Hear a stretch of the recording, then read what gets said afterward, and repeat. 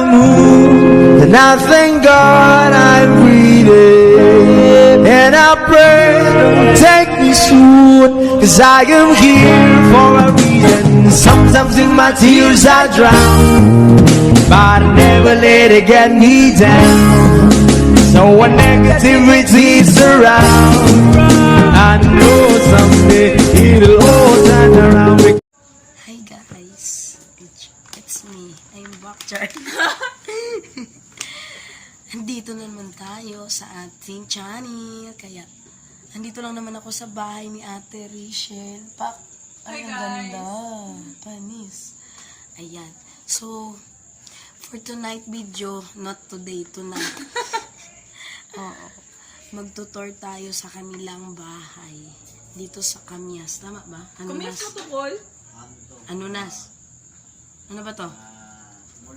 Mulabi. Straight lang. Project 3 Project 3. bilong. Nandito tayo sa Project 3. Pero Quezon City lang to guys. Kami Agham Road, so magkalapit lang kami. But guys, gusto namin pumunta dun sa Urban, but hindi kami nakapasok. Oh my God. Galing kami sa bahay kanina, So, so dito na kami natid sa ko siya. bahay. Dumaan muna kami sa Urban at sa Gilis. Pero, sad to say, naka-sleeper ako, so yun na nga, hindi pinapasok. Bagsak dito, Tagay. Tagay is real. Tagay is real. Yes. So, ayun na mamaya. Abangan nyo na lang dahil makikita na natin yung bahay nila. Tanisha. Charan. So, ayun na guys. Ito yung room ko, guys. Ba't parang ano? Uy, ang gulo ng room ko. Ayun na Ayun guys. yung ano ko.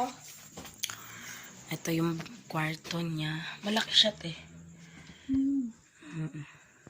Mas meron. Dito ka nagla-live. Uy, nakakahiya. Ang dami na. Dito ka nag-iingay. Yes. Sana all. Mas meron. Oh, di ba? Ang cute ng bed. Okay guys, andito yung cellphone ko. iPhone to ha. Joke. Ising na yan. Ayan. Oh, sige na, uwi ka na. Tara.